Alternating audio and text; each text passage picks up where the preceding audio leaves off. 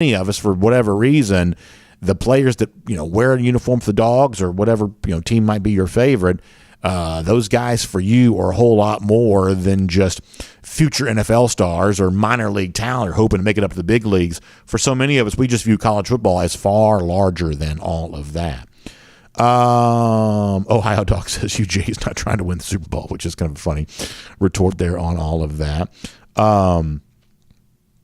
Hemingway says, I just don't enjoy the NFL. I'm a college football guy. I have always just liked college football better. When I was a kid, I liked college football better. What's funny is my son now is a big sports fan. He's 10. He likes college football better. And you could say, well, he just got that from you. And maybe he did, but it seems like there are plenty of things that I like that he doesn't like. It just sort of seems like he's just kind of wired to like college football better too. Some of us are just that way. There are other people, certainly plenty of them, that like the NFL better. But a lot of the folks who I think tune in here on a regular basis will never be those type of guys. I like watching the NFL. I've told you before that Sundays are usually kind of a catch-up day for me just because Fridays and Saturdays can be so busy. Sometimes I'm coming back from travel, whatever else. I'm trying to get settled in front of a TV by about 3 p.m. It's, I guess now in pop culture, parlance kind of become like the witching hour on the Red Zone channel where you're watching all those games kind of come to their conclusion. That's the NFL time I like to see. And if I can see a good hour and a half or so or hour 15 of Red Zone on Sunday, by about the time the 4:30 window starts, a lot of times I'm kind of checking back out after that. Maybe I'll come back around for the end of those games, the start of the Sunday night game. I'm trying to tune into some NFL football each and every Sunday, but I am not living and dying with every single snap. Where if I had my choice, from like noon until 1 a.m. on a college football Saturday, I'd love to watch everything that happens. Obviously we're quite plugged into the Georgia stuff around here, but beyond that, I'll take the full noon window. I'll take the Pac-12 games, playing no defense late into the night. I'll take any of that. I just like college football, even like the bad college games. I just kind of like them. That's just kind of always my deal. Big Dog says college football is just better, but worried about the path that it's taking with no rules around the name, image, likeness. I told you this yesterday. I get the sense there's a little bit of a shift change right now, and I don't know what it leads to. I really don't. But I get the sense the conversation around name, image, likeness has kind of changed a little bit here over the course of the last couple of days. Will it last? I don't know. And it's not all just related to Jordan Addison, the Pitt wide receiver. Some of it's related to some of the weird stuff that's been coming out of Miami, and some of that's been related to basketball. There's just a little bit of are we sure this is what we want? Now, I'm going to play some of the audio on some of that a little bit later on today and kind of get more into that. I think there is one aspect of this current NIL debate that's actually not fully being considered. I think sometimes that's what I feel like my role is, to kind of mention things that aren't, getting the attention that they probably deserve. So we'll do some of that here in a little bit. By the way, speaking of adopting new NFL teams, William Perry, who was on the DawgNation cruise with us, says, go Dogs from the newest Georgia. He says Georgia Bay Packers fan. Yeah, that Power G not changing when you go from Georgia to Green Bay there on that. That's good stuff there. Let's see what else. A lot of good comments continue to roll in here. We on other platforms now. So we're on Facebook, YouTube, Twitter, Twitch. A lot of fun there on all of that. Big show coming up for us today. We will get into one aspect of the NFL draft that probably helps Georgia, maybe more than some folks have realized. We'll talk about that a bit. Connor Riley help us kind of unpack some of the other ideas coming out of the NFL draft. As I said before the show's done, we'll kind of get into some of the NIL stuff. This is obviously relevant for UGA because Georgia's on top of the college football world, and it seems like those underneath Georgia are going to use any potential tool at their disposal to try to bring the Dogs down. So we'll cover a lot of that. But off the top, anonymous coach from the SEC, quoted by ESPN, gives Georgia's rivals what I believe will be viewed as some very bad news. Kind of a fun place to start our show today. Let's do it right now. It's DawgNation Daily, the daily podcast for Georgia Bulldogs fans, presented by Engineered Solutions of Georgia, and it begins right now. Today's episode of DawgNation Daily is brought to you by Engineered Solutions of Georgia. Dial 678-ESOG now for a solution to your foundation and waterproofing problems. Presented by DawgNation.com. This is DawgNation Daily, the daily podcast for Georgia Bulldogs fans.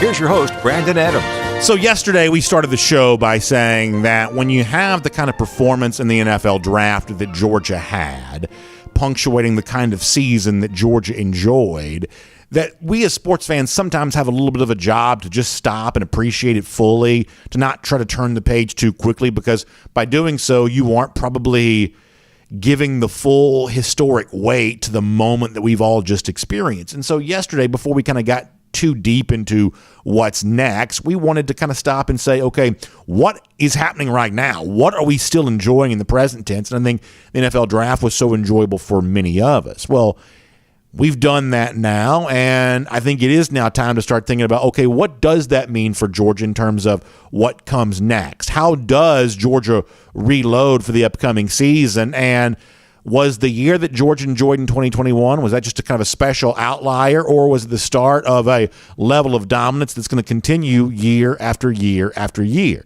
Georgia fans are obviously really curious about this, but other non-Georgia fans are probably really curious about this too. And there's a pocket of folks who seem to be really hopeful right now that just maybe Georgia might come back to the pack here for a little bit. That just maybe Georgia might not quite run off and hide from the rest of the country in 2022 the way they did in 2021. Give Tennessee a chance, or give Florida a chance, or just give somebody else a chance to feel like they're a part of this discussion in the SEC. Please, Georgia, don't make this upcoming season quite so boring. Don't make this upcoming season quite such a foregone conclusion. What Georgia won the SECs last year? October 29th or October 30th or something like that. The calendar hadn't even turned from October. Georgia had already won the division as early as anybody ever had. And there's just like a seemingly just this wish on the part of many in the media of, please don't let it be quite so easy again for the upcoming season. Please, surely, if Georgia's lost 15 guys off its team, 5 different guys in the first round off its defense, surely Georgia must be ready to drop back to the pack a little bit for the upcoming season. Well, if that's what you hope, and if you're a non-Georgia fan tuned in today, maybe you do. Maybe you're tuning in for some evidence to take back to your friends of, Georgia is going to be a little bit worse the upcoming season. You might not quite get the evidence that you want from that, at least based on one of the quotes I want to give you here right now. Mark Schlabach's got a story up at ESPN.com where he's kind of looking at some sort of hot take-ish type stuff for the upcoming season, and one of the things that he addresses is the idea that Georgia could regress some based on how much it lost off last year's team. But one SEC coach, quoted anonymously by Schlabach, doesn't think that's the case. Here's what he says. He says, they might have 3 or 4 NFL players on defense next season instead of 5 or 6. In other words, they've still got more talent than almost anybody else. That is the SEC coach, quoted anonymously by Mark Schlabach at ESPN.com. So for those hoping, the Georgia defense won't quite be so good next season, for those hoping that maybe this won't quite be such a dominant defense, the SEC coach says, maybe not 5 or 6 first-round picks, but still like 3 or 4 on that defense. In other words, they're not dropping back to the pack all that much, which I think for those of us that are pretty plugged into Georgia football, this is probably something that we kind of already expected to be true. There are a lot of 2023 mock drafts out right now, and for the most part, you're going to see 3 Georgia players commonly mentioned in those early first-round mocks for next season. Jalen Carter will be in every single one of them. That's one of the best players in college football, probably the best player on the Georgia roster. That's kind of a rubber stamp. He may roller skate his way into the first round next year. That's very easy to assume. Keely Ringo will probably be in most of those mock drafts, not just because he was the hero of the national championship game, but he's got the kind of size specs, the kind of athletic specs that NFL teams seem to be looking for. No, not seem to be. They definitely are looking for. Ringo seems to match up with that there pretty well. It's going to be pretty easy to start projecting him as a first-round pick, and we'll see if he plays that way this upcoming season, but the projections will kind of have him there. The next guy is probably Nolan Smith. Obviously, Smith came back to Georgia for a reason. Among those is to impress those NFL scouts. He's going to get dinged for his size a little bit. You've heard that talked about before as that kind of edge rusher coming off the outside. Not always as big as some of the best are in that category, but he also brings plenty of speed and athleticism to the table, and he could have a big stat line this year and kind of, in many ways, could be the focal point of the Georgia pass rush. That's going to be pretty easy to put him in that conversation, too, especially given the fact that he was formerly the number 1 recruit coming out of high school. But when you're thinking about those early mock drafts for next season, those are the 3 easy guys. Jalen Carter, Nolan Smith, Keely Ringo. In fact, a couple of weeks ago, we even kind of said that, even before these mock drafts were coming out, that those were the guys that you'd probably see the most often there. But that leads me to something else. It leads me to a conversation that we've had now for just about a year or so when it comes to Georgia. Last year, I got some grief from some of you, and listen, I don't mind some good-natured ribbing every now and then, nor do I mind some honest, authentic feedback. It's always appropriate to get that. And one of the things that I was hearing a lot from you last year was, B.A., why are you saying the same thing so much when it comes to Georgia? Because it was about this time exactly a year ago we talked about what the NFL draft was proving about teams that wanted to win a national championship. Not just Alabama, who had won it the previous season, but LSU the year before that, Clemson the year before that, on and on you could go. There is a very high benchmark of talent that you have to have in order to put yourself in the national championship business. And anything less than that's probably not going to be good enough. What we said a year ago was, you got to have about a half dozen or so first-round type guys. Now, ultimately, Georgia had 5 with a couple of second-round guys that could have potentially worked their way into the first. But you got to have about that half dozen or so number. Maybe in some cases, these are players who are too young to be draft eligible playing in a first-round level, and eventually they'll be first-round picks. There's a couple of different ways to kind of slice this up, chop it up. But if you want to be a national champion, you got to have about a half dozen guys somewhere who are playing at a potential first-round level on your team, either for the following draft right after you win the national championship or some draft, 2-3 years down the line. You got to have those first-round picks there. And if you don't have those, you simply don't have the requisite resume to cross the threshold of being a national championship team. So what we said about Georgia a year ago was, when you look around this time, back in 2021, you didn't necessarily see 6 guys who were of that category. You saw some guys that had the potential, probably a little bit like we do right now. A handful of guys that become easy to assume, a couple other guys you may cross your fingers and hope for, but you were having to ask a few guys to play above their projection to get into the national championship conversation, and ultimately that's exactly what UGA did. So for this upcoming season, interesting to hear the anonymous coach, quoted by ESPN, the one I read a moment ago, saying, yeah, they're like 3 or 4 guys on defense. We would probably agree with that.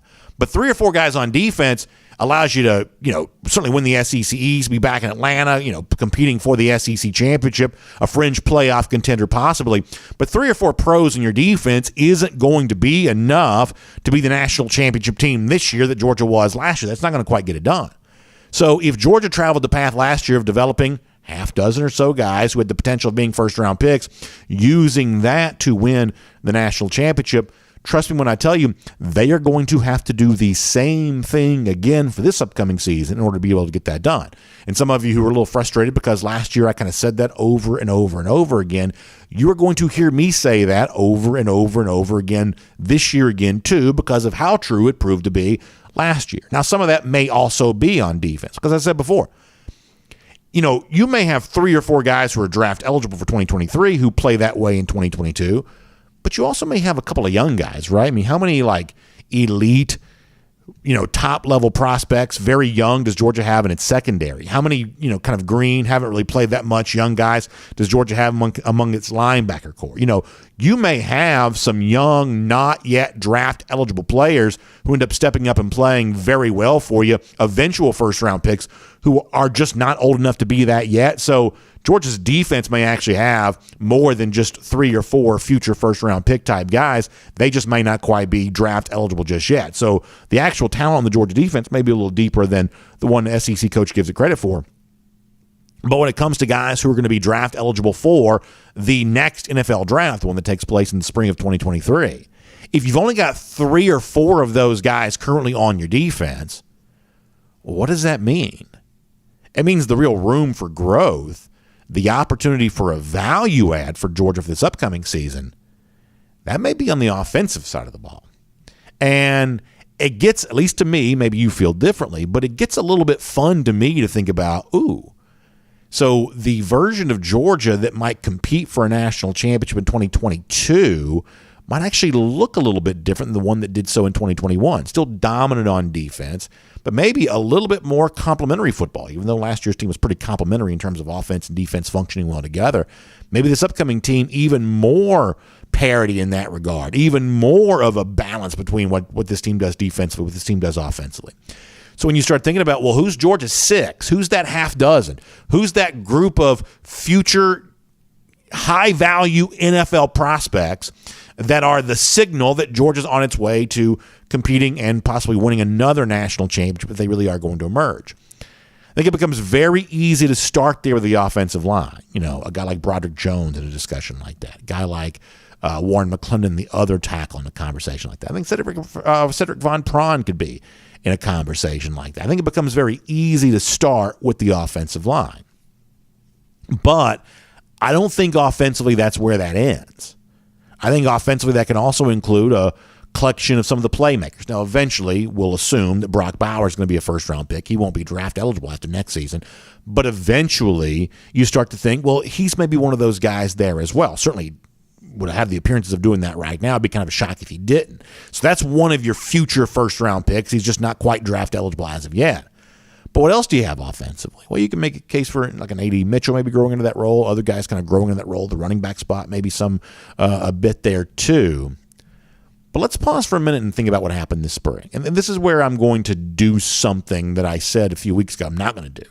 I told you for a while that when it comes to the performance of Eric Gilbert during the spring, I was going to be very slow in terms of embracing the hype that was growing around him. I was going to be very slow in terms of fanning the flames on that myself because I wanted to have respect for the journey that he was on that took him away from football for a year and is kind of bringing him back. I wanted to go slow with that. That's kind of what Terrence Edwards, his mentor, had encouraged us to do. It's kind of what Kirby Smart himself had encouraged us to do. And I'm going to still respect that idea. But did you like what you saw from Gilbert on G-Day catching a couple touchdown passes?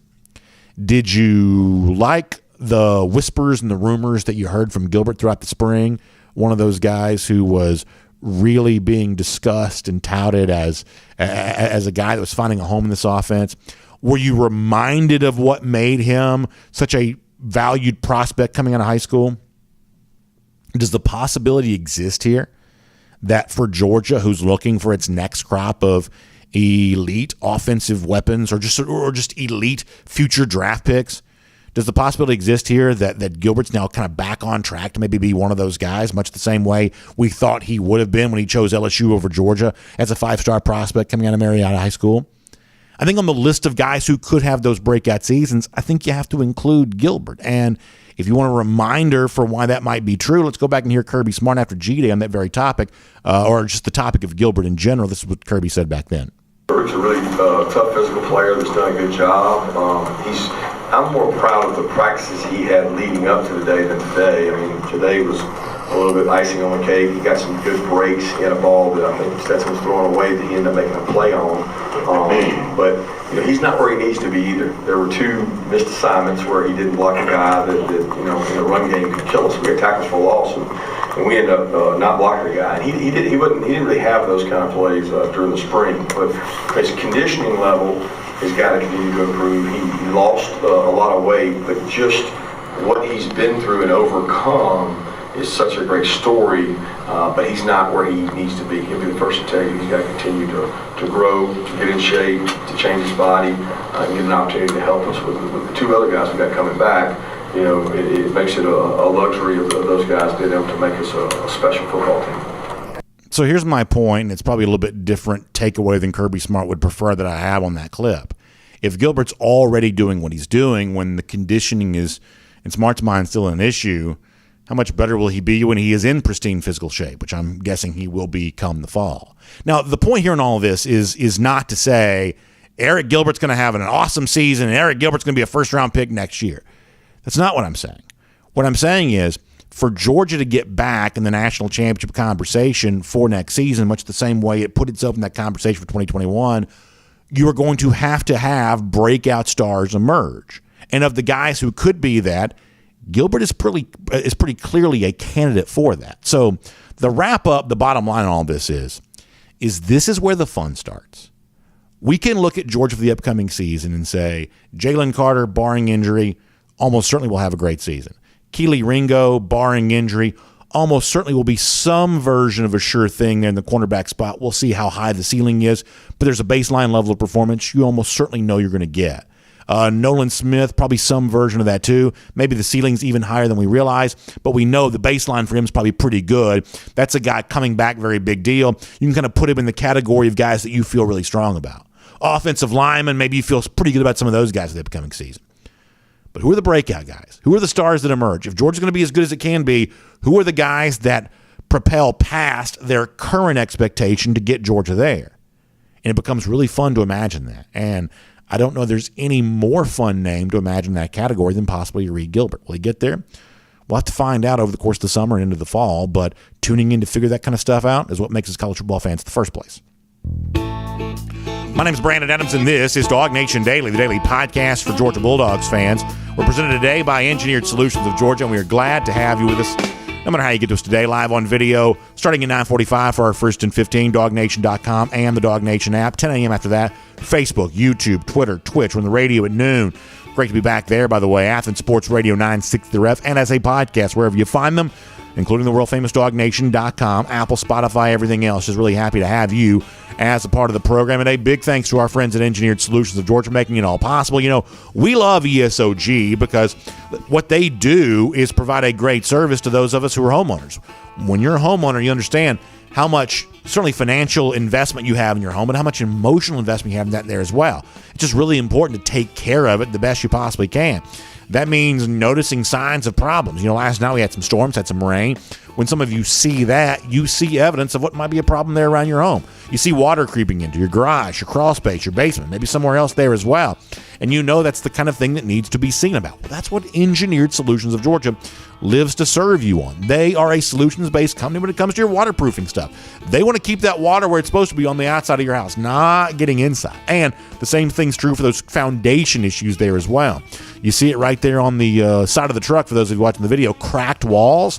You've seen those before. Many of you have anyway, and you know you need to get that seen about. Well, let me tell you that the conversation with Engineered Solutions of Georgia is one you want to have. It's not a pressure deal. It's one of those things where they're actually going to make you feel better about your situation because they're a solutions-based company. And many times what they're going to tell you is your fix for your issue is actually a lot smaller than maybe you thought it might be initially. They know if that's true or not because they have 2 full-time engineers on staff. These are smart people dedicating their life to helping all of us with issues that we might have when it comes to foundation, waterproofing issues around our home. Here's the other thing. They've been longtime friends of ours here at DawgNation Daily. They're loyal. They show up and support us year after year after year, which we're incredibly grateful for. And they're proud partners of UGA there as well. Always great to support those that support the dogs. ESOG does. So give them a call. Engineered Solutions of Georgia. You can find them 678-ESOG now. That's right. Dial that number. 678-ESOG now. That'll get you in touch with Engineered Solutions of Georgia. We're going to get in touch with Connor Riley here in a moment. I'm looking forward to doing that. Before that, though, I want to make kind of a simple point here as we go around the doghouse. So when we talk to Connor in a moment, we're going to talk about the aftermath of the NFL draft for Georgia. And obviously, it's a very good one. Lots of good things happened for Georgia because of that draft. And because there were 5 first-round picks on defense, I think it can be kind of commonly assumed of, oh my gosh, how many future defensive linemen or linebackers or defensive backs saw what Georgia did there, and how many of those future prospects are looking to be a part of a program like Georgia? How many current Georgia players are now more motivated to be the best version of themselves they can be because what the guys that have come before them in this program have been able to do there as well? It becomes very easy to think about this draft from a defensive standpoint. But pretty quietly, I think there's a way in which the 2022 draft can also help Georgia on the other side of the ball there as well. I want to show you this tweet for a second. Daniel Jeremiah is probably the NFL draft analyst that I probably respect more than any other.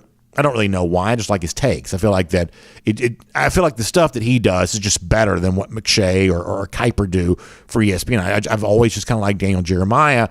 And Jeremiah had a recent take on Twitter regarding James Cook, who was a selection of the Buffalo Bills. This is what Jeremiah says about James Cook. He says, one thought after the Bills add James Cook. Good luck to the AFC East linebackers. This is what Jeremiah says. He says, Cook makes you miss and is a nightmare in the passing game. Josh Allen got a big-time weapon. This is a pick with a big impact week 1. Interesting stuff from Daniel Jeremiah.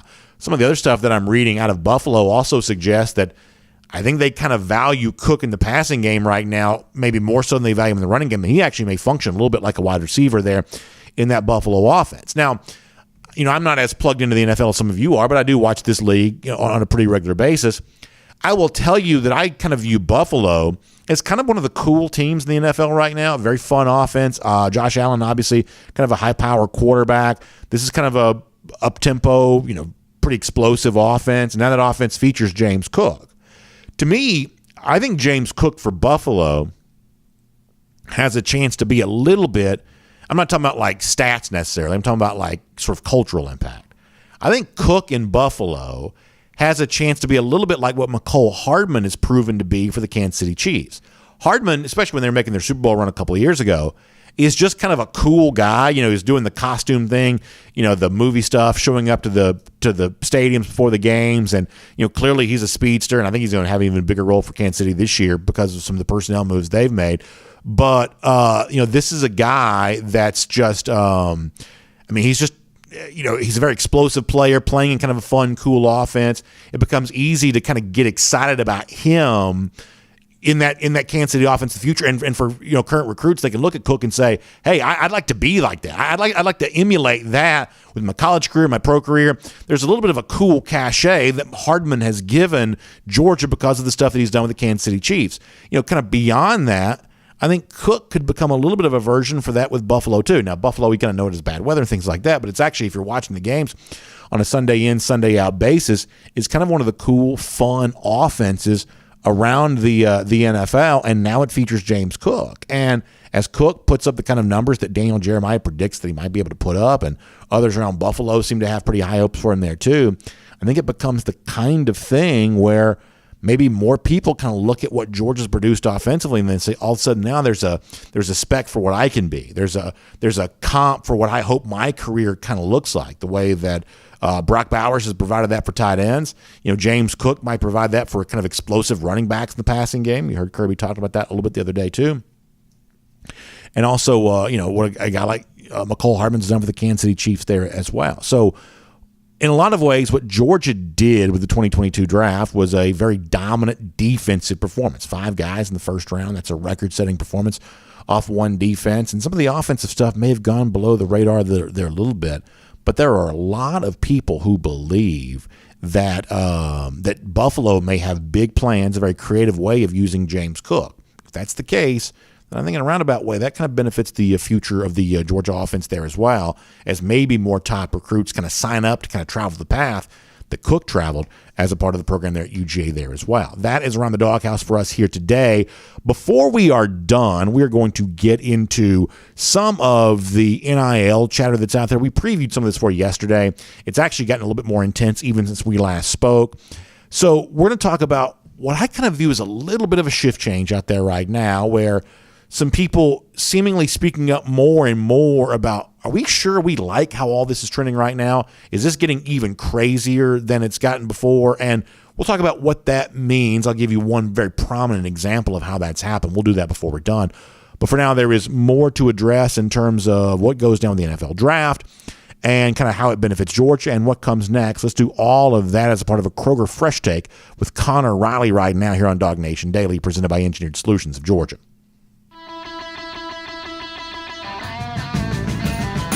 From Athens and across the SEC or wherever the recruiting trail may lead, here's a DawgNation.com insider. We will say hello to Connor Riley. Let me try to slow down and speak clearly here for a moment. Connor had great draft coverage for us here over the course of the weekend. I really enjoyed reading a lot of that. I know it's an event he loves, and following the twists and turns was great. I guess Connor's way of kind of getting our conversation started. Let me go big picture with you for a moment, then we'll kind of get into more of the specifics there as well. It's 15 guys drafted, 5 in the first round, all off the defense. The talk literally of Las Vegas was all of the Dogs who populated 3 different NFL teams taking multiple UGA players. You can slice it up any way you want to. Just a very prolific performance for the Dogs in the draft. What was your kind of big picture takeaway on the entire thing? So I'm a huge NFL fan, first of all, and the thing that I came back, and I kind of touched on this in a tweet yesterday, the New England Patriots had multiple chances to take Georgia football players, specifically at the positions of their needs. And I'm actually kind of furious that they did it. First round, they traded out of 21. They could have had Nakobe Dean multiple times. They could have had George Pickens as a wide receiver. They could have had why they could have Lewis Seen as a safety there. Georgia had all this wonderful talent, guys that I have no doubt are going to be great players at the next level. And the New England Patriots didn't take a single one of them, and then they go on to have the worst draft, in my opinion, of the teams drafting. And the fact that they didn't take a Georgia Bulldog probably is a coincidence of what they're trying to build up there. Yeah, as far as the guys taken in the first round, who do you like the fit for the best? Who do you think is going to be, I guess, the most well received by the fan base that brings him in there? Of the dogs in the first round, I know there's a little bit of debate going on in Jacksonville about Trayvon Walker, and I think it's kind of an interesting debate. Other guys seem to be a little bit, I guess, more well received, and there's some chatter in Green Bay about, once again, not giving Aaron Rodgers any offensive help there. But what did you make of the particular fits for the dogs that were taken in the first round? I would go with Jordan Davis to the Philadelphia Eagles because you look at who they are pairing him with on that defensive line, Fletcher Cox, a potential Hall of Famer there, a guy he can learn from and maybe ultimately develop into, but a guy whose complementary skill set is going to allow Jordan Davis to do what he does on the field right now. And I think he's going to a place where when you add in Nakobe Dean there as well and trading for A.J. Brown, I think the Eagles have really positioned themselves well going forward when you have a guy like Jordan Davis and then you bring in his teammate Nakobe Dean, who I think the two of us would probably say were the two most impactful Georgia defenders this past season. When you get the two of those guys, I think it really speaks to what Georgia built and the fact that the Philadelphia Eagles and Howie Roseman has said as much when talking about it. The fact that they found this kind of success and drafted those guys, I think speaks louder than anyone, louder than somehow even the Green Bay Packers, of what Georgia is building at the next level. Yeah, I think it's interesting. Of course, the Eagles also drafted Nakobe Dean there as well. And what I said yesterday about Dean, Connor, is I won't pretend to know if he will be successful at the NFL level or not. There's a certain level of mystery that comes with all draft picks. But the frustration that I have here is to me, this is the kind of error that NFL personnel men make over and over and over again. They overestimate their own ability to kind of make accurate draft selections, and they're too afraid to buck whatever they think is the predominant viewpoint of their colleagues here. In other words, are you going to tell me that some sort of unknown commodity, especially if that linebacker may have played a lesser level of competition, is somehow a safer pick than a possibly injured Dean? Dean says he's not, but those rumors probably didn't come from nowhere. I mean, Dean obviously acknowledged during this combine he was dealing with a pectoral issue. But the point here is, if I've got a player who played at a high level, even if he is a little smaller, and even if he's possibly dealing with an injury, that whatever intrigue is added by those issues, the performance on the field, to me, is still a safer bet than some other guy that I think may have played at a lower level of play all the way around. There's room to be wrong on both sides, but the fact that these NFL personnel men constantly err in cases like this away from the on-field production because of whatever they value from the combine numbers, or afraid they're going to get laughed at if they pick a player that's been injured. This is the kind of error I feel like I see NFL personnel men make a lot this time of year. So my two sort of takeaways on this are, one, when you hear that and talking about measurables, well, yes, Nakobe Dean fell, and I think Jamari Sawyer fell in part of this as well. Measurables also help Georgia in the sense that that's the reason Trayvon Walker went number 1 overall. It's the reason Quay Walker was the first linebacker taken in this draft. And so you do see it work both ways, where it benefits Georgia in some senses and hurts them in another. As far as, your larger point there about NFL guys outsmarting themselves, I'd like to think you consider yourself as a Falcons fan. Even though they did take Justin Schaefer and John Fitzpatrick in the 6th round there, man, I just have a really hard time seeing Troy Anderson and D'Angelo Malone, two small school linebackers who have those measurables, those traits that you were looking for, as better linebackers than Nakobe Dean. And even if, Dean maybe doesn't get to the end of his second contract because injuries sort of add up, I mean, what you're going to get at that, especially in the 2nd round, where you might, if you do it well anyway, like you see the Baltimore Ravens so often do, they'll take guys in the 2nd, 3rd, and 4th round, knowing that they're just probably not going to be able to re-sign them because they develop into guys who become big-ticket items. I just don't see how you could pass on Nakobe Dean twice, I think 3 times actually, in that 2nd round, and take in 2nd and 3rd round, and then take 2 different off-ball linebackers ahead of him. And so here's what I think a lot of folks understand is they look at the frustration that Georgia fans who live in Georgia, who also like the Falcons, have with the Falcons over the not drafting the Georgia players. There are a lot of people who think, well, this is just kind of made up out of thin air, and it's not fair to Atlanta, or it's not backed up by factual accuracy, whatever else. But what people don't realize is, and I'm going to kind of predate you a little bit here on this, is that for a lot of people, especially my age, this is one of those things that's been going on for years. And I truly don't think there's like some true anti-UGA bias on the part of the Falcons. I think there's a little bit of jealousy based on the popularity that UGA has, but I don't think there's an actual bias there. But there are people who remember go back to the 80s when the Falcons needed a running back. They took Steve Broussard from Washington State instead of Rodney Hampton. Hampton, the Georgia guy, went on to a much better career. In the 90s, kind of middle rounds of the draft, drafting a wide receiver, Falcons passed on Hines Ward to take Jamie German. Obviously, we know what kind of player that Hines Ward turned out to be. That in a lot of ways, this Dean story right now feels like it kind of rhymes with some of the things we've seen Atlanta do in the past. Now, as I said before, I wouldn't stake my reputation that Nakobe Dean's a great player in the NFL because the draft is it's just filled with can't-miss guys who sometimes do. It's a difficult thing to predict. Even the people who do it for a living don't get their picks right much more than 50% of the time here. But, boy, this feels awful similar to things we've seen the Falcons kind of do in the past when it comes to prominent UGA players. Right. And there's obviously a very real world where Troy Anderson of Montana State and D'Angelo Malone out of Western Kentucky both go on to have successful NFL careers. And Arthur Smith even talked about it because they did, in fact, take two Georgia players. And Smith said, it's nice that it happens, but that's not what we're trying to do. We're trying to go out there and draft good football players who fit within our personality. My follow-up to that is, how does Nakobe Dean not fit your personality? I mean, the guy was a winner at the collegiate level. That might be revealing of the answer there itself. But, I just, with everything that Nakobe did, there are no off-the-field questions or concerns when it comes to Nakobe Dean. Sure, he has injuries that have mounted up, and the labrum surgery, the pectoral injury, we don't know how serious that actually is. But in hearing, them talk about guys who want to fit in your football program, I think a big reason why Trayvon Walker went ahead of Kayvon Thibodeau, and I don't know Thibodeau nearly as well as I know Trayvon Walker.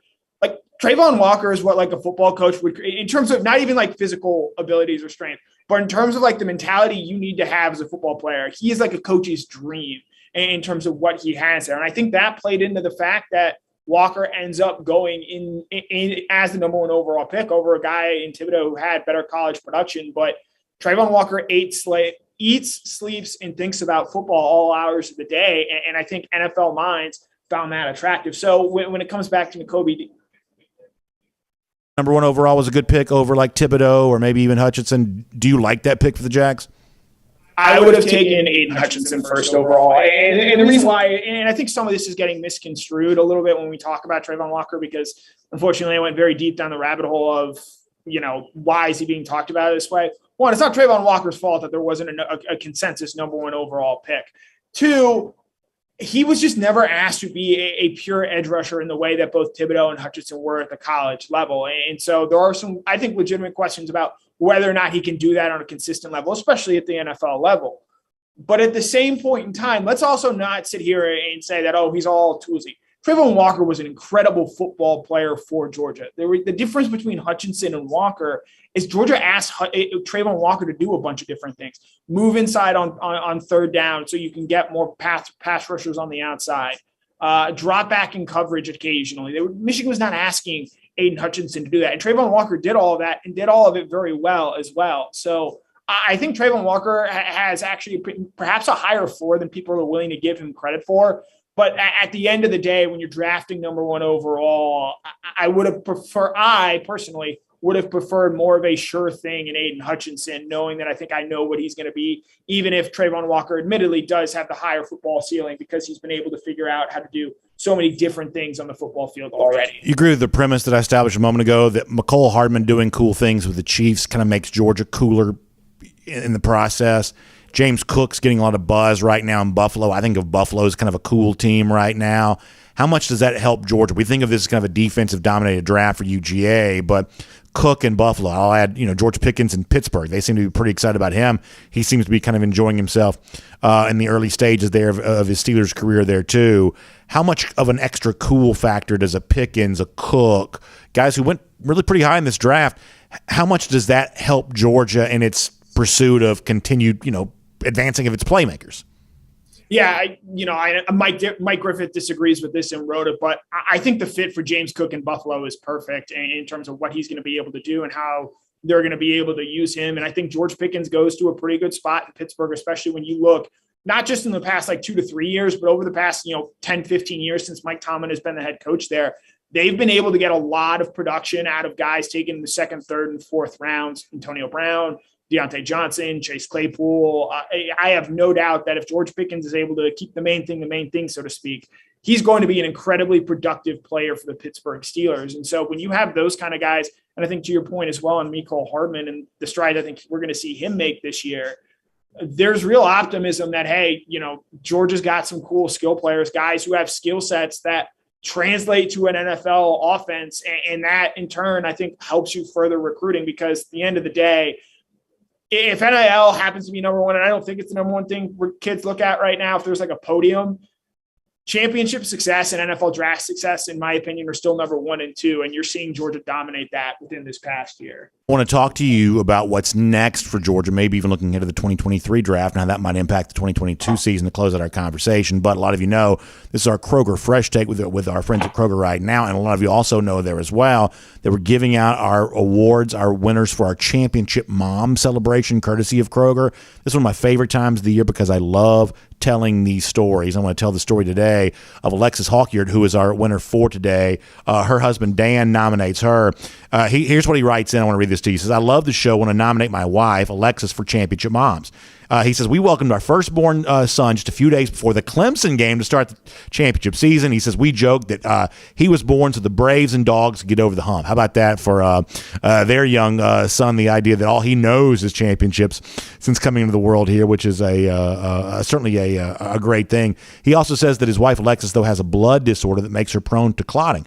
From the day she found out she was pregnant until we left for the hospital, she had to inject herself with blood thinners twice daily, he says. She never once complained when no one would blame her. She was always happy to do what was best for our son long before he was born. He says, not long before our son was born, we were informed that he would need a helmet, and you see that obviously on the screen there. As the back of his head was very flat, he says that she took the opportunity to make his helmet fun and turning it into a little dog. And that's right. Got the white stripe coming down the front there. Got the Georgia G there on the side. That is actually an awesome thing to see. Dan says that his wife is a constant optimist in the face of sacrifice and a natural caregiver. What an amazing story, and what a well-written email by Dan there to celebrate his wife, Alexis, who is our first Kroger Championship Mom. I love this time of year. I love celebrating these stories because what Alexis is doing for her son there and as part of her family is really representative of what so many of you who are moms do in our audience. And it's just really, really cool to be able to celebrate that here. We'll have another story for you tomorrow. Alexis, though, there gets us off to a great start. And by the way, as you're thinking about honoring the moms in your life, also keep Kroger in mind as we head towards the weekend. Big savings on the gift cards and all the other fun stuff for a big meal that you might be planning. A lot of you like to do the cookout thing on Mother's Day. Well, you get cool savings and a lot of that kind of stuff there as well. Flowers, everything else you need. Get stocked up, ready to go for Mother's Day at your local Kroger or Kroger.com for a lot more on that. Kroger.com/Mother's Day, too, for that. You can find out more details on the great Mother's Day savings and opportunities there at Kroger. And by the way, congratulations to Alexis, who is a big winner, our first championship mom, courtesy of Kroger. All right, Connor, the time we have left, let me bring you into the discussion. So a year ago, I just said it over and over and over again. Tons of drafts prove it. You got to have about a half dozen first-round guys. Otherwise, the bouncer is not letting you in the club. You are not in the national championship conversation if you don't have that. I think the anonymous coach quoted by ESPN is about right. Right now, it seems on paper, Georgia's probably got maybe about 3. Easy to put Ringo there. Obvious to put Jalen Carter there. Maybe even Nolan Smith there too. But you got to find 3 more somewhere. Offensive line, maybe. I made my case for a guy like Gilbert really thrilling us and moving himself in that discussion. But if Georgia's a national championship type team again next year, you got to find 3 more somewhere. Do you agree with the premise, and who are your 3?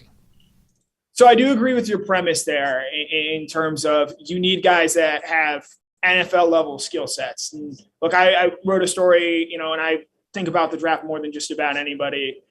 When it comes to these 2023 mock drafts, instead of clicking and reading, hey, this is who we think are going to be first round picks next year, just go back and look at, like, for next year, for example, go look at the 2020 recruiting rankings, because A, that's essentially what these guys are doing. And two, I think while recruiting rankings are imperfect, they do give us a good idea of who has the certain types of measurables that are going to allow guys to stand out, which we saw was the case this year with Trayvon Walker, Evan Neal, offensive lineman for the New York Giants, et cetera, et cetera.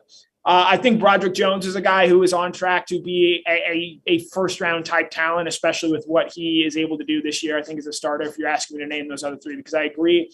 I definitely agree on Carter and Ringo. I'm going to be really interested what Nolan Smith measures in at, because there are just not a whole lot of guys at his size necessarily at the NFL level. But if he has the production to match, along with the work ethic, the off-the-field intangibles and everything there, I could see a world very easily where he is a first-round pick, but he does not have the same sort of no doubt about it measurables that Keely Ringo and Jalen Carter have. I could certainly see, I think, Kendall Milton, if he has a really strong season this year. Now, running backs don't always go in the first round, but, you know, if you're a James Cook, a Breece Hall type player where you have the athletic skill set, even if you're going in the second round, that's a positional thing.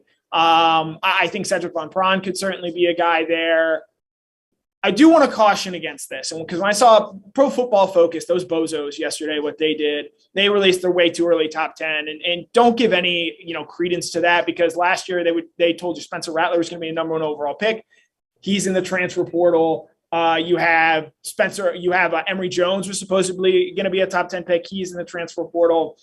I am saying this now, and I am saying this loud, and you touched on Eric earlier and why there is optimism there.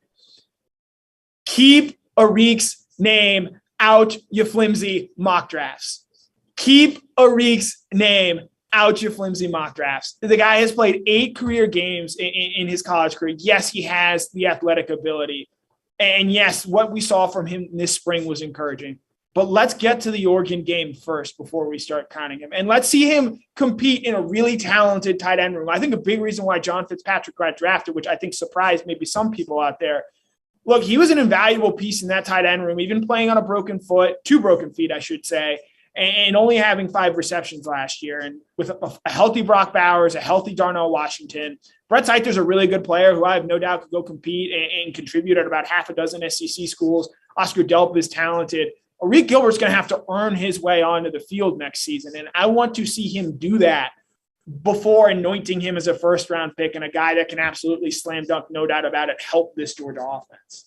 You know, a few weeks ago that I was not going to hype him up, and I made it almost a month without doing that. So I feel like I'm well on my way there on that. I think the point on Gilbert is it just speaks to what is possible for Georgia. Like you said, I mean, it's projecting a lot on a guy who, I mean, Terrence Edwards told us the other day an All-American season from him would just be back on the field and competing again, just given what he's been through. And in all seriousness, I actually do take that very seriously when a guy like Terrence or even Kirby Smart, when he says that. But to me, it's about what's possible. Now, I'll also say this, that for my 6, I also count guys who are not draft eligible who are eventually going to be that type of guy, who are maybe playing that way as kind of a young person right now. So Brock Bowers gets you there pretty easily, I would say. So now you're only looking for 2 more. And like, start thinking about this for a moment, Connor.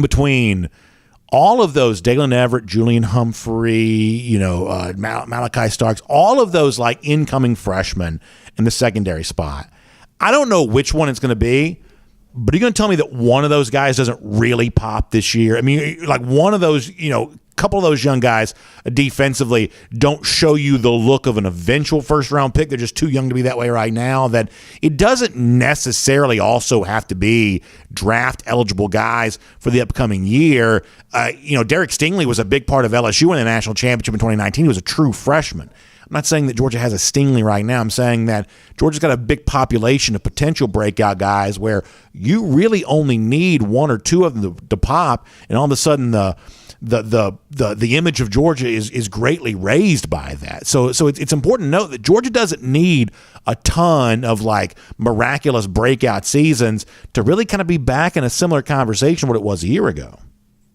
Can I zag a little bit? I know you were touching a little bit there on defensive backs. Can I go another position? Please. Let's talk a little bit about the wide receivers. And obviously they have to stay healthy first and foremost there. But I look at what Deebo Samuel was able to do, and I'm not comparing this guy to Deebo Samuel, but with what we saw out of Curious Jackson this spring and the way Georgia in the past has shown they're going to highlight how to use him, If he goes out and tests well and has a really healthy season, I think he's absolutely a player that, wide receiver, there are so many of them. It might be tough, like you saw with Georgia this year, to crack that upper echelon. But if you're a first or second round receiver, I think Kearis Jackson, with a good season, could potentially develop into that. And in talking about traits and measurables there, if Arian Smith is able to stay on the field, he has first-round speed, and that is a difference maker for Georgia. And even in games against, say, in Alabama, against the Texas A&M, whoever they end up playing ultimately out of the SEC West, because I don't think it'd actually be more miraculous if Georgia didn't end up playing the SEC championship game than if they did. I think with Arian Smith's speed, he's the fastest player on the field every time he steps on the field. And that is the sort of thing that if you're looking for small differences in those big games, I think that is an example that we could possibly see this coming season. Yeah, it's the same thing I was kind of saying before with this position group where it's about numbers, right? I mean, for someone like me who wants one of these guys to break out, whether it's Arian because of the speed, Kearis because of the experience, A.D. Mitchell just because he's better than a lot of folks realize, whatever the reasoning is, man, if one of those guys is that, if one of those guys gets paired with a Brock Bowers, if one of those guys kind of emerges from that group, kind of it changes the fortunes of the Georgia offense. In 2 years under Todd Monken, this offense has been way better than it was the previous year. How do you get way better in year 3 for Todd Monken? You probably do have to find another big offensive playmaker somewhere. We could debate who that is, but the fact there aren't shortages of options to be that guy, I think it's what makes the offseason conversation pretty fun. So as someone who follows your show incredibly closely, last year you were talking about Georgia doesn't necessarily need a 1,000-yard receiver, but they need the 800-yard receiver. They need a guy they know they can go to, and they got it in Brock Bowers. And you were happy with that. It got Georgia a national championship. And now this time around you're asking for 2 guys to sort of get to that number. You want to get to 2. Are you telling me that a year from now you're going to be asking for 3 guys to get to that number? Is that sort of the trend line we're following here? But in all seriousness, if 2 guys do get there this year, then by 2023 you could be 3 for 23. Listen, that's the hashtag right there. Give me 3 for 23. We've already got that. But that's how you get to around 42 points per game. That's kind of the number I'm looking for Georgia right now. The truth is I think the defense is actually going to still be really good. I'd like to see this offense score about 42 points per game. If it does, I think it could be in the conversation for being, as prolific as anybody's going to be offensively here this year. But how do you get there? You got to find one more. You got to cultivate that one more playmaker to go with what you already think you have, and that's one of the ways I think you do get there. Yeah, and I would certainly agree with that. And I do think the offense has to be a little bit better this season than what we saw last year. Even though, say what you want about Stetson Bennett, that offense was still incredibly productive over the course of the season. And in reality, if they were playing, the full course of the games and didn't take their foot off the pedal in the fourth quarter because they're already up by so much, you probably could have seen them get there. So I absolutely think there's the potential for that. One thing I want to note here, and this will sort of tie everything in together. People are still putting Spencer Rattler in the top 10 of these way too early mock drafts. And I know the Mel Kiper, you're going to touch on a little bit, saying there are 7 first-round quarterbacks next year. I'll take the under on that because I just don't think there are 7 teams in the NFL that need first-round quarterbacks next year. Week 3, Georgia goes to South Carolina. And I have a good feeling there's going to be a lot of people gassing up that South Carolina program. I don't know who they play the first 2 weeks, as long as they're not – week before playing Georgia. There'll be an underdog in that spot. That's not an unwinnable game when you've got Rattler on the road there. If they were to pull the upset at Arkansas, we've said this a million times, if they pull the upset at Arkansas the week before hosting Georgia, that could be game day. Columbia is going to be a madhouse for Georgia, South Carolina. And I think that Georgia will win before 40 points. But still, the hype going into the game could be quite substantial based on what South Carolina does at Arkansas the week before playing Georgia, because Gamecocks could win in Fayetteville if the cards fall right for them. So, and that speaks perfectly to my point. South Carolina is going to be a team that gets a lot of September love. And you and I both know Arkansas, Sam Pittman, they're going to want to be a physical football team. And that's going to be a knockdown, drag-out game when they play. Boy, I'd hate to play this Georgia team that's looking to prove a point with their defense and what they have. And they're going to hear all week about Spencer Rattler and how good he is, and potentially coming off that win against Arkansas, that he's a potential top 10 quarterback, in the Oklahoma experience where he got benched and then transferred is behind him. I'd be very weary of that. And ultimately, by the end of this season, I think this defense is going to be a pretty darn good one, full of NFL prospects. It's the 2018 game all over again, right? Where South Carolina was in the top 25. Georgia goes up there. Georgia, completely blew them out. I feel like the same kind of thing could be emerging. Connor, that's a great conversation. It's a fun time to be doing that this time of year. Good stuff. Thanks for being here today for our Kroger Fresh Take. Yep, as always, it was a pleasure. Let's take a look around the rest of the league. This is SEC Through. Yeah, I love this time of year because this is that time in which kind of unofficially the notion of a way too early top 25 becomes a preseason top 25. And the notion of let's look way ahead of what Georgia might have next season, all of a sudden that's not quite so way ahead anymore. You know, whether it's official or unofficial, once you draft these guys off and get them in the NFL, now the next guys, this is their time to shine, right? I mean, they are on the stage themselves. It's one of those things where next season kind of becomes this season. And thinking about the Georgia schedule and thinking about all that kind of stuff, not too soon to do that. We are going to do more quarterback stuff here in a minute. But I've kind of told y'all before, my sort of somewhat like quake take for the upcoming year is I think Spencer Rattler has a better year than Caleb Williams does. Now, I don't know that the teams necessarily perform better because USC, the other USC in this case, probably plays a little bit more of a favorable schedule. But I'll take Rattler to outperform Williams on the field this year. That's kind of my fun sort of quake take type look at the upcoming year. All right, let's get ready to move on now. Let's get ready to go cruising around the SEC, courtesy of our friends at Royal Caribbean. Always great to be able to do that. And y'all know how much fun we had on the recent first ever cruise with DawgNation. And as I told you yesterday, it kind of gets me thinking, okay, when's my next cruise going to be? And for a lot of the folks who were on board with us, I think they're thinking about that too. Or maybe you heard about all the fun we have and you're thinking about, okay, when's my first cruise going to be? I've heard BA talking about this and all the cool stuff there. I got to be on board. I got to have my own cruise there as well. Now's the time to do it. I'd recommend you reach out to our friends at the Cruise and Vacation Authority. Go to their website, tcava.com. That's tcava.com. Or give them a call, 770-952-8300. It's 770-952-8300. Find out about all the great options that are available to you, whether it be, you hear us talking about going to the Caribbean, but you also got some great opportunities in Alaska heading this summer and really all kinds of places all around. I think when you get on board, if you're watching the video, you see this for yourself. The thing that I can't recommend enough when it comes to Royal Caribbean are the great entertainment options. A lot of the folks that were with us, they watched the Broadway musical Grease while on board. I love the live music stuff. Some of the ships, especially the Oasis class ships, have that aqua theater on the back of the ship where you see the high diving show at sea. This is an amazing thing to accomplish. Headliner acts, I think, are always really fun. It's just a great experience to kind of take your vacation to that next level. That's what Royal Caribbean's all about. Our friends at the Cruise and Vacation Authority can help get you booked up. tcava.com or 770-952-8300 for a lot more on that. 770-952-8300 for a lot more on that. All right, let's get a few stories here.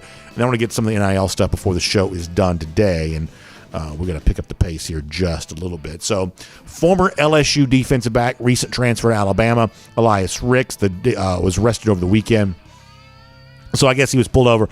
No proof of insurance. Also had a little bit of a marijuana type thing there as well. Honestly, don't know where any of this is kind of heading because obviously the attitudes and even the legal approach to marijuana is so much different than it used to be here. But he was taken in on this. So Rick, so we think of as a pretty big part of the Alabama program for the upcoming season, dealing with a little bit of legal hot water. So we'll continue to kind of follow that a little bit there. Rick is obviously a big part of the LSU program. Also one of those guys who kind of rumored to transfer a while. Ultimately, it didn't happen when you first thought it might, but then kind of lands at Alabama and really is kind of a part of what is kind of a redefining the Alabama program right now, where they've just become very comfortable taking transfers. One of our buddies, Frankie Fibonacci on Twitter, calls them the East-West Shrine Team because they've essentially kind of pulled cast-offs from other programs. They're trying to build a program culture that way. I'm actually going to talk more about this in a moment. I don't know how easy that is to necessarily do, but Rick's supposed to be a big part of that defense. I don't know if this can ultimately be that much of a setback on that, but it is a little bit of an issue for right now, and so we'll kind of follow that from a legal standpoint and see where that takes Rick's going from here. One of the top defensive back prospects in the class of 2023, Caleb Downs, has announced a official visit to Georgia. He's got one coming up here in the month of June. This is one of those names of a guy that we're going to be following very, very closely as you head towards that process. We had Downs on TV a couple times last year. I'm sure we'll be doing that again on Peachtree TV with our friends at Score Atlanta as we head towards this upcoming season there as well. One of the big potential gets of the class of 2023, Georgia in hot pursuit, and we are certainly all over that right now, continuing to follow that story in a big way heading towards the summer. Also told you about Mel Kiper Jr. on the Adam Schefter podcast. So Kiper's early 2023 pick is there could be as many as 7 first-round quarterbacks the upcoming season. Now, what Connor Riley said a moment ago is something I've kind of also, I guess, considered myself, but also kind of thought about, which is, there's always kind of been thought to be this sort of shortage of quarterbacks in the NFL, but now that's probably less true than it used to be. There are actually more teams than you might realize who are kind of happy with their current quarterback situation. So, maybe there aren't 7 teams that actually need first-round quarterbacks, but the point here is there is clearly thought to be a level of depth at the quarterback spot for the upcoming year that did not exist for the 2022 draft. And what's interesting to me is how many of those guys are on the Georgia schedule for the upcoming year. You want to start thinking about Georgia's schedule? We just did some of that with Connor a moment ago. One of the things to kind of think about the Georgia schedule are how many talented quarterbacks Georgia could be facing. More talented quarterbacks, I would say, on this schedule the upcoming year than kind of what you're kind of maybe used to seeing, just because sometimes that's not what the SEC is most known for, whether it be guys who will be in that first-round conversation like a Spencer Rattler or a Will Levis at Kentucky. Make sure he's a part of that discussion that you're having. Eventually a guy like Bryce Young in the postseason maybe, but also other guys there as well. Hendon Hooker coming back for Tennessee, Will Rogers at Mississippi State working in the Mike Leach offense. That when you think about Georgia for the upcoming season, when you think about the games in which it could most likely be challenged, the games in which Georgia is going to be a more narrow favorite, the presence of a quarterback getting some hype is going to kind of be a part of that. I'd also add Anthony Richardson in that discussion. We can kind of laugh about Florida around here, and Anthony Richardson was certainly never a guy that seemed to truly earn the favor of the previous coach there, Dan Mullen, but Richardson was kind of given the reins during the spring game. Coming out of the game there in Gainesville, he was just being heaped praise upon. I'm certainly not saying he's going to be a first-round pick or anything like that, but in what is kind of already being touted as the kind of the year of the quarterback, there are a lot of quarterbacks with some hype and some chatter that are going to be on the Georgia schedule. So when you think about how Georgia's going to navigate what awaits it in 2022, dealing with some quarterbacks, getting some attention, going to be a big part of that. We'll make that cruising around the SEC, courtesy of Royal Caribbean. Here on DawgNation Daily, presented by Engineered Solutions of Georgia. Let's also talk for a bit about what has kind of been a little bit of a hot topic right now. So Jordan Addison is a wide receiver at Pitt, and he was the Blitnikoff Award winner, and there was a rumor that popped up a couple of days ago that he was going to transfer to USC. And, we're still kind of waiting to find out exactly what's going on here and things like that. But the immediate response to all of this was, this is clearly tampering. Because the rumor to USC was kind of erupting here before Addison was even officially in the transfer portal. That all of this kind of pops up, and you're left to wonder, wait, we just have teams now throwing out big NIL opportunities and just yanking guys off somebody else's roster. And so much so that USC, which was the source of these rumors initially, has had to kind of backtrack on this a little bit. The narrative that seems to be being pushed out of LA is, Caleb Williams, the quarterback, and Addison, they're kind of from that same, general sort of beltway area. They're already friends. This is kind of the connection here. It's not the NIL offering. A guy who's kind of at the center of everything for USC right now is the radio host Colin Cowherd. This is some of what Cowherd said about the Addison to LA, Addison to USC topic on his radio show yesterday. This is Colin Cowherd talking about the Pitt wide receiver Jordan Addison, who could be on the move. Jordan Addison and Caleb Williams are friends. It's not tampering when friends talk. Joy and I talk about our industry all the time. I've had people at other companies come to me. Joy has had other people. We're under contract. It's not tampering. People call, they talk. It's agents, it's friends, it's allies, it's coaches. Caleb Williams talks to Jordan Addison. You think Lincoln Riley really got on the phone? He didn't. Kids talk. Quarterbacks and receivers talk. They know each other.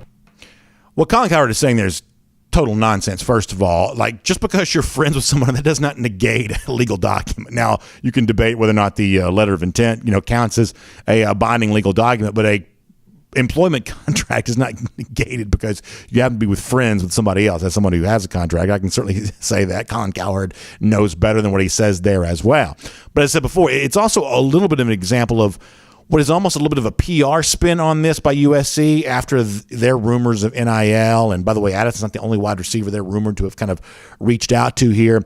But these rumors of NIL and, trying to pull a guy off the Pitt roster, there's pretty clearly a PR campaign. I think that ESPN reporter Pete Thamel's helped out with this a little bit. Clearly Colin Cowherd's helping out with it right there of, well, actually, this is about being friends with Caleb Williams. This isn't about being offered a big NIL deal. This is about friends wanting to play together. That's kind of the PR spin that kind of comes on this after the fact. And listen, some people don't seem to be bothered by this. There are some people who are like, hey, who cares about tampering? Who cares about taking someone off a roster just a couple months before the start of summer practices and just a few months before the start of the season? This is no big deal. Who really cares about this? But there are always going to kind of be people who kind of say that kind of thing. What I have noticed more as of late, though, is what I kind of think of as a little bit of a shift change in that there are more people kind of speaking up more forcefully about the trend here, whether it be, the story of Addison, the Pitt wide receiver, some of the stuff that's kind of gone on with Miami basketball as of late, some of the other stuff that's kind of out there. This is starting to seem a little bit more problematic to more people than maybe at any point in time in kind of the NIL era, which is about a year old now. Let me give you an example. This is Aaron Taylor. Taylor is a CBS sports analyst. The clip I'm about to play is from a video that Taylor put on his Twitter account. This video has now gotten more than 1 million views. This has clearly been a little bit of a hot topic in the college football world the last couple of years. The actual video itself is nearly 2 minutes long. I'm not going to play the entire thing. Just a little bit of a clip of what one analyst forcefully says here about how the current NIL stuff, presumably this is about the Addison story, how all of this is kind of unfolding right now and the problem that it potentially suggests for college football. This is the CBS analyst Aaron Taylor. Empires don't stay empires forever. They crumble from within, and almost always after great runs of dominance. We're at a tipping point, y'all. What's taking place right now behind the scenes in the NIL world is despicable, and it's dangerous, and it's irresponsible. And this ain't about the kids getting theirs. Student athletes have always deserved a bigger piece of the pie. This is about the adults in the room. It's always been about the adults in the room, which is how we got the sham notion of amateurism in the first damn place.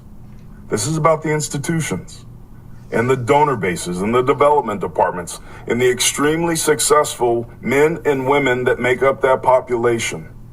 But this win by any means necessary mentality is a poison. It's termites, and those termites are eroding the fabric and foundation of what makes this sport the greatest on the planet. So my one criticism of the video from Taylor there that you heard a clip from is, it's not really obvious what Taylor wants from the video. He's clearly unhappy with the current situation, but it's not really kind of obvious what he wants to see occur because of all of this. It seems like there's almost a little bit of a contradictory logic that he uses there. But the general sense expressed in that one clip that he thinks the current kind of what I would describe as kind of anarchy around some of these NIL influence transfers, Taylor suggests that threatens the popularity of college football. And I actually kind of believe that's true a bit. It seems somewhat fatalistic to say it that way, but I do think to a degree that's kind of true here. And here's the one thing I would say is that some of this for me goes beyond just taking a good player off kind of a mid-level team, Pitt, and putting him on a more high-profile team, even though USC is not very good. Even with Addison, I don't think the Trojans will be very good if he were to go there. But it's still kind of traveling to a more high-profile destination. USC's been a name-brand team. It's a big city, Los Angeles.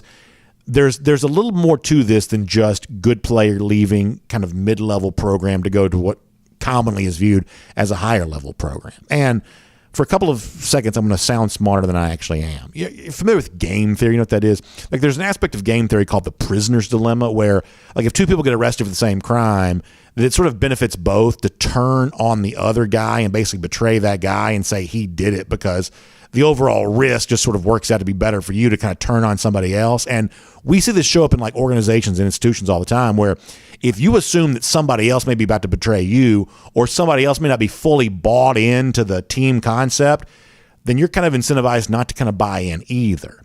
And that's the important thing to keep in mind here is a guy like Addison leaving at this time of year to potentially go to USC, if he were to do that, is about more than one player transferring. It's about the belief that starts to take hold in college football that my teammates aren't bought into the team that I'm on, and therefore maybe it doesn't behoove me to fully buy in either. I mean, think about Georgia here for a moment. Go back to last spring when the Georgia players were talking about how important those what were called skull sessions were, getting to know each other, feeling like they were all on the same team, working towards the same mission.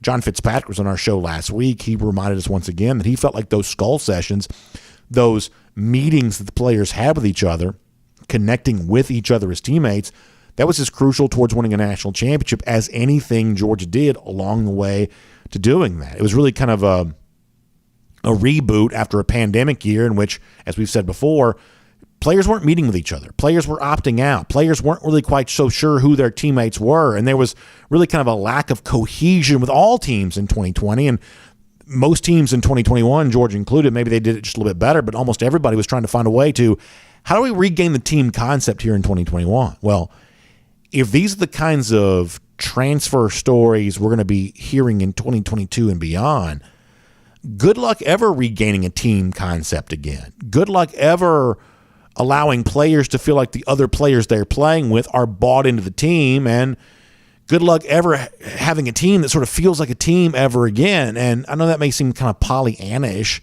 but something would be lost because of that. The player experience of being on a team would be less because of that. So ultimately, this is about more than just a high-profile player potentially transferring. It's about redefining what it means to be a part of a college football team, and the players that are on those teams will suffer because of that. So I'll be honest with you, I'm not really quite so sure what you do about all this. I have some opinions, but probably more than we have time to get into right now. But in terms of the categories that are being drawn up here of who thinks this is a problem and who doesn't, pretty clearly put me in the category of people who say some of what's going on right now is fairly obviously a problem for college football. On a happier note here, we'll get ready to wrap things up here.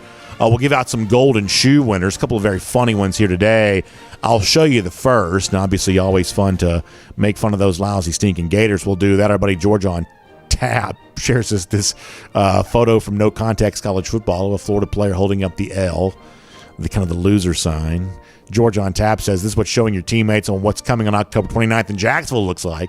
He says, hashtag Gator Hater at DawgNation Daily. Georgia on Tap, thanks for sharing that. That's actually really funny. Always enjoyed doing that. By the way, speaking of the Alabama Crimson Tide, 15 Georgia players drafted. Jermaine King shares his tweet from UGA Spike Squad that says, how many players got drafted from the Dogs? How about 33 minus 18? 15. Also the margin of victory for the Dogs in the national championship game. Good stuff by Jermaine King, who says math is fun. I love that. We'll give you a golden shoe there as well. By the way, speaking of the lousy, stinking Gators, they've been taking L's for a long time. 4,863 days since they have won a national championship, and they are taking another loss to the Georgia Bulldogs as well. Let's do our Gator Hater countdown. 179 days from right now.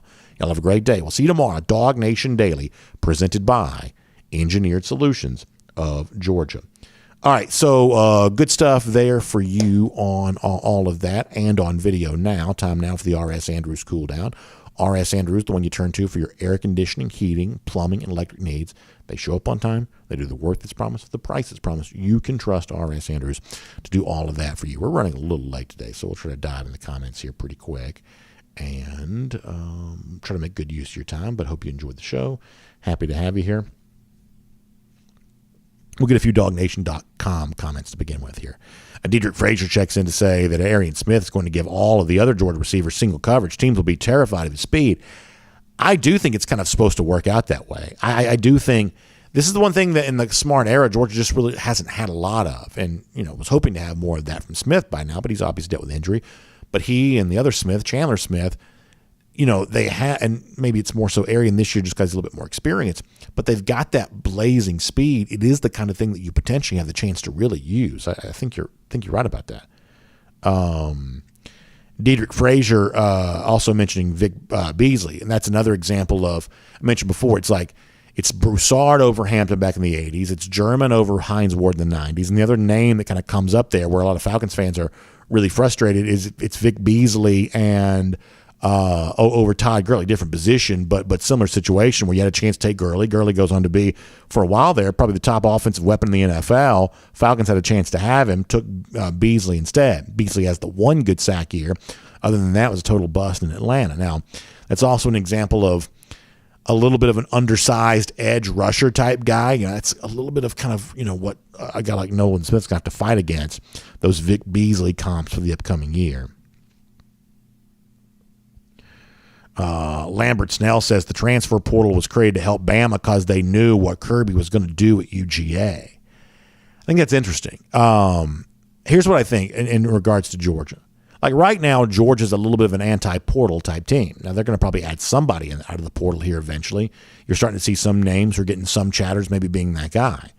But Georgia's clearly not a built-by-portal type team. Alabama for the upcoming year, for the most part, kind of is. Best offensive players, best defensive players, at least some of the best defensive players, are all portal-type guys. Now, here's what I'm going to suggest. It's always – you have to have talent, right? Talent is the absolute bottom line thing you have to have. You have to have elite talent to win games. But beyond that, how well a team functions together does matter. That's what Georgia did use at its disposal. Think about the NFL scouting combine. When all those Georgia players were, waiting on each other to watch themselves work out and cheer for each other and root for each other. Georgia clearly had a team mindset. They bought into the idea of playing for each other. That when everybody's talented or when the top teams all have talent, how well that talent functions together is going to matter. Can you get a bunch of transfers to buy into a team concept together? I honestly don't know the answer to that. I would suggest it's more difficult to do than some people realize. This is not fantasy football. This is not, hey, let me go out and get a quarterback, let me go out and get a running back, a wide receiver. You have to find a way to let talented players function together. You just do. And I do think that's going to be a little bit of an experiment there for Alabama. I mean, listen, they're going to be the preseason number 1 team, but I'm not quite so sure all this talent's going to function. I'm talking about talent from different spots. All that talent's going to function as well together as some people think. I feel the same way about, if USC wants to build itself around, transfer Caleb Williams and transfer wide receiver, whichever guy ends up coming, whether it be Addis or somebody else. If that's what this ends up being, I just don't know how well that's going to function. It's fine as long as you're playing lesser teams. But when you run up against a team like what I would say Georgia is, a talented team that is comfortable playing together, that likes playing, players liking playing with each other, I think there is some value in that has to be quantified.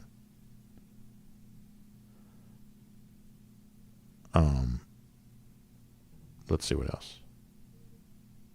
DT says he's multitasking, listening to BA and rewatching the G-Day game on SEC Network. It sounds like a pretty fun day to me. Sounds pretty good. Let me go to Facebook here for a moment. We'll get some comments over there.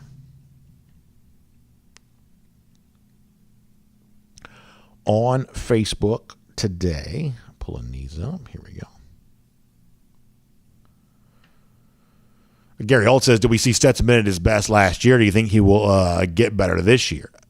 I mean, I think there's a very good chance of coming back for another year. We see even an improved version of Bennett over what you saw a year ago. But I also think that Bennett at his best probably played better than plenty of folks gave him credit for. Tino Calvino says, buying in on the program matters. It really does. It really, really does. This is not just kind of like hokey coach speak.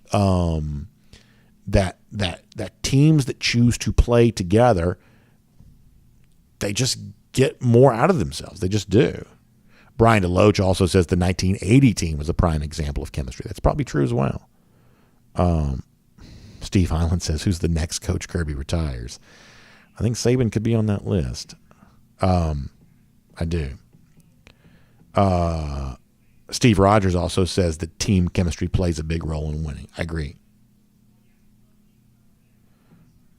Bill Sanders says this proves that football at all levels is about talent and player development. Yeah, you got to have both, right? Like young. This is one of my issues with the NIL era in particular. Young, talented players are not finished products. They are not. As I told you before, I know this makes me sound like, a relic from a bygone era. Like, I don't really view high school as like the beginning of adulthood. I view high school as the end of childhood. I view it as like those final moments to develop a young young woman before they go off to college. And really, for me, even college is kind of part of the developmental process. The more we treat the young athletes as if they are finished products and therefore not in need of any kind of coaching or training, the more I think we're setting them up to eventually be disappointed themselves, because that is just not how life actually goes. Philip Jordan Wells give you a Stratton and Oakmont, a reference to a Wolf of Wall Street.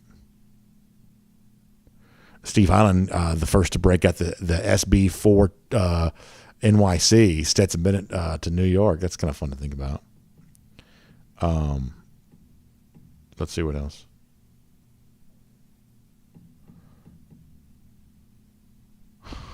Ken Holcomb, going back to our golden shoe, says the Florida player is just showing his team's new insignia. I like that. Bill Sanders, when it comes to the NIL stuff, says there had to be some sort of happy medium to which will sort itself out in time. I think that's the case. I mean, I really don't know anyone who isn't for players getting as much out of the experience as they can, and some of that's also financial. I really don't. Now, like, the one thing that makes me different than some people is that even like Aaron Taylor, in criticizing the NIL a moment ago, talked about the concept of like what do you call it, amateurism, basically laughing at the notion of amateurism. I actually don't think amateurism is something worth laughing at. And I do think for most college football players and virtually every athlete from every other sport, the current deal under the guise of amateurism, the package that you get as a scholarship athlete, is actually probably more valuable than your, theoretical worth. I just think I think the current deal the average athlete gets is probably pretty good. Now, if you're Jordan Addison, maybe you're worth more than that, or if you're top flight quarterback, maybe you're worth more than that. But that's still the relative outlier in comparison to most college athletes. Like, I actually don't view the concept of amateurism as a bad thing. I think it's actually worked out to be a pretty good deal for most college players, even now, even in 2022. I think it's still a pretty good deal for most of the players who play college sports. There are a few guys that can command more money than that, but eventually those guys are going to be rich anyway, right? It's like, if you can command millions on the NIL level, then you're going to make millions eventually in the NFL too. All you're really talking about is accelerating when it is that you get rich, which to me is not, some sort of, awful oppression if you have to, wait 1 or 2 years to kind of cash in on those millions of dollars. It's just not. I'm not that worried about the outlier in all this. I'm worried about the system itself. And I think for the average player, the current deal is actually probably a pretty good one. In fact, if you go and talk to the average high school recruit who's hoping to be a Division I college football player, I think what you're going to find out is the average prospective college football player is also pretty happy with the current deal there as well. For most players who are going to play college football, they're just not that concerned about some of these kinds of issues because it's not all that relevant in their lives, and that's just not always reflected in the current discussion. But it is true. I mean, I talk to these players on a fairly regular basis, and that's kind of what I see there. Let's see what else. Somebody asked about Georgia going to the portal. I know it seems like because they only had the one player going to the transfer portal that, some folks are wondering, well, how do you get underneath 85 so you can go out and get portal guys? Like, my understanding is, whether it be through, open scholarships that we don't realize that Georgia has, or some of the extra stuff still related to the pandemic type of thing, that Georgia's got the space to go after players in the transfer portal. That's my understanding here. Now, how many is it? I don't know, but my understanding is they do have the space to add 1 or 2 if that's what they want to do, and I'm assuming it is what they want to do. Scott Harris, interesting comment from him. Let's see what else.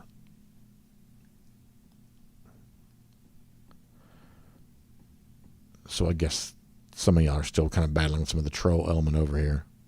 Yeah, to me, there's a big difference in like certain kinds of opposing fans. Like, on the one side of things, I think that sometimes opposing fans actually increase the enjoyment of our comment section because they bring in some different points of view and you have a different discussion. There are other people who just kind of want to come in here and get noticed and That's a total waste of time. And I mean, I'd say you're free to block any of those that you want to. Some of you actually kind of like the argument, but nonetheless. Thomas Payne on the subject of quarterbacks during the offseason. Yeah, it should be an interesting offseason for all those guys. It really should be.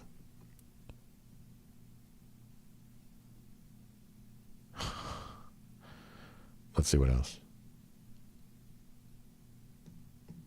Yeah, Paul Moon says, I'm fine with other teams' fans being on here as long as they talk ball and don't just troll. Yeah, there's a very big difference there. Very big difference there. Green Soldier, this is a very good question. He says, here's the question that no one's asking. While it's impressive that Alabama's pulled all those, top players from the portal, why do they feel like they need to? That's a very interesting question. I think it does speak to what Alabama perceives of its own depth right here. Here's the other thing there as well. I think this is also, quite indicative of what is a very short-term mindset that Alabama's operating under when it comes to Nick Saban. Because taking this many players from the portal does hurt your recruiting. Now, it maybe only hurts it a little bit, or maybe it hurts it a lot, but it is a negative to the players who are currently on the roster. Or future high school players of, well, you don't want to go to Alabama because Alabama's not going to give you the playing time they say they're going to, because eventually, late in the process, like the receiver from Louisville the other day, they're going to bring in a player from the transfer portal and give him the snaps that you were hoping to get. That's the kind of negative recruiting right now that will work on Alabama. That is what Alabama's choosing to do nonetheless, though. So there's a big reason why Kirby Smart is not as active in the portal as maybe Nick Saban is, because I don't believe that Kirby Smart wants to injure his high school recruiting, because Smart, I think, is planning on being at Georgia for quite some time. He wants to keep that high school pipeline continuing to flow appropriately.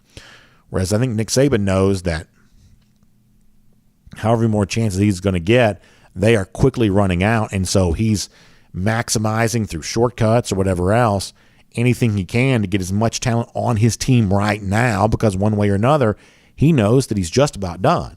Ultimately, that's why I think you're starting to hear less, and we're going to do more of this on the show, I think, probably tomorrow, but you're starting to hear less and less about Arch Manning to Alabama. In fact, it seems like right now Alabama's getting very close to taking a commitment from another quarterback, whereas in the past, it would have been very easy to imagine a guy like Manning just making the easy choice of going to a place like Alabama. But if you know Nick Saban's not going to be there, suddenly Alabama's not such an easy choice anymore. I've said it a million times. The Arch Manning recruitment is a bellwether. I think it's an indication of where college football is heading.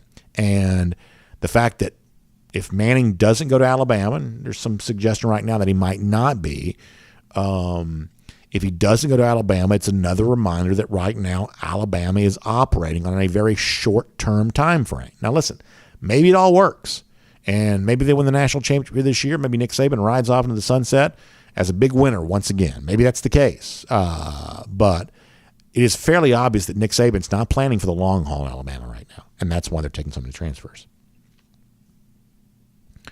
Let's see what else.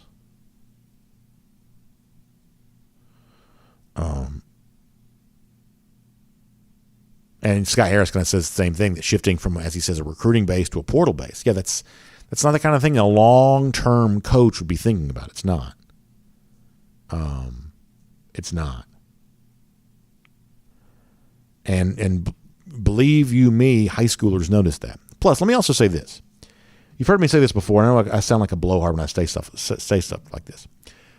But what's happening in Alabama, I think, is also a reminder of that not all liberal portal rules, I don't mean politically liberal, I just mean, wide open, that not all liberal portal rules benefit players, as I've kind of said before. Like I said before, I sound like a blowhard, but the right amount of rules for optimum freedom is not zero. Because if you're a player, when you transfer to somewhere, the thing that you're hoping is the place that I'm transferring is what I was told it was going to be. For instance, we know that Nick Saban used the idea of getting a lot of touches and a lot of stats as a big way to recruit a guy like Jermaine Burton to Alabama. Do you think when Burton went to Alabama, he knew that A few weeks later, they're going to be bringing in another transfer wide receiver. Now, is Burton better than the guy from Louisville? I don't know. Their stat line's somewhat similar. So I don't really know who's the better of the two. Burton's pretty good, obviously. But did Burton know that he was going to be sharing the spotlight with another transfer receiver when he transferred to Alabama? And I'd actually be curious to know that, because to me, this is an example of, if a program takes you as a transfer, they may also take somebody else at your position as a transfer. And once you transfer, now you're there. And all of a sudden you thought you were going to a place where you're going to be the big dog, and now the position group's a little more crowded again. You know, to restrict the portal somewhat, to put some sort of cap on like the chronology of all this, when you can transfer and when you can't, actually could also serve to benefit players a little bit too, because you have an idea of what the program you're transferring into is going to look like, or as an incoming freshman at a high school, what the program you're entering into is going to look like, and what your true opportunity for playing time really is. So keep in mind that the best way to serve players might not be to have no rules whatsoever, that actually putting some rules and some parameters around all this might actually serve to benefit some players as well. All right, let me go back around the comment section one more time. We're going to be done.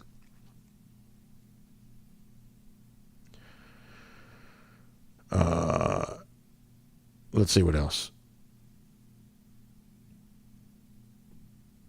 Bill Sanders says it's known as anarchy. Yeah, that's a word I used on Twitter yesterday. You know, to me, there's a certain level of what's going on now that is anarchy. And I'm really amazed by a certain pocket of pretty prominent voices that seems to think that college football can function well with no rules whatsoever. Like, if you don't have any rules, you don't have a sport. Like, if you're not going to play a game together and I say, okay, it's your turn, go first, and you say, what do you mean? What am I allowed to do? Like, it's actually the rules that give the game structure. Like, what kind of game are we playing? That's what the rules can determine. Like, if you have no rules, you have no game. You have no sport. And right now, college football is getting fairly close to, as you said, something that comes close to being anarchy there and all that.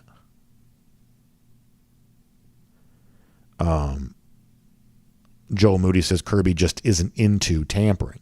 And, you know, as I said before, what Colin Cowherd said about the notion of, you know, there's no such thing as tampering, like, that's just not true. It's just not. And like, there has to be a moment in which the roster that you have is your roster for the upcoming season. There just has to be. Otherwise, you're going to have a hard time getting guys to want to coach the sport. And by the way, this is not theoretical. There are coaches leaving by the bushel in football and basketball right now because of the current lawlessness. This is not one of those things where, like, you know, they're talking a big game, but they're not really doing anything about it. They are voting with their feet. They are leaving the sport, for sure. Now, you know, also you can say, well, some of these changes have certainly benefited players because it's allowing them more freedoms they otherwise would have had. Maybe the pendulum had swung too far the other direction in the past. I'm willing to listen to that. But what we have right now is just clearly not sustainable.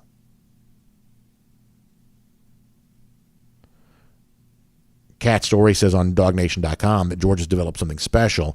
I'm sure Kirby Smart brought some of the ideas from Bama, but I'm sure a lot of it is his own design. Yeah, that's one of those things where it would probably be hard to get Kirby Smart to ever speak candidly about this. And maybe one day he will, or maybe somebody one day will, kind of find a way to get this out of him. Maybe it's hard for Smart to even articulate this. Maybe sometimes you don't really know how you've evolved. Sometimes knowing that about yourself is not an easy thing to do. But how much of what Georgia has done over the course of the last few years is an example of, Smart putting his own spin on the process and the formula that was in place in Alabama. I mean, one of the things that you can certainly see is on the recruiting trail in the early days, 2016, 2017, 2018, those recruiting classes, Georgia and Alabama were, for the most part, pursuing the same players. Now, Georgia wasn't in on all of the top-flight elite players that Alabama was, but the recruiting boards looked pretty similar. Somewhere around like 2019, 2020, that started to change a little bit. And suddenly there were guys that Alabama was pursuing that Georgia just kind of wasn't. That if you're looking for, well, when did Kirby start kind of becoming his own guy. From a recruiting standpoint, I think you see some evidence there in that 19 and 20 class where Georgia was doing its own evaluations, and some of those evaluations were a little bit different than some of the Bama evaluation.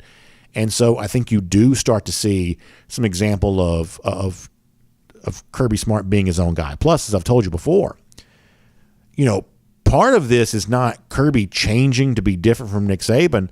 Part of this is the fact that Nick Saban changed so much, and I think Kirby rightly saw that maybe he didn't have to evolve quite so much. Remember, Nick Saban totally embraced all of the kind of finesse brand of offensive style football, and I think the way in which Nick Saban chose to adapt, chose to modify his own behavior, actually made it easier for Georgia to win the national championship this past season.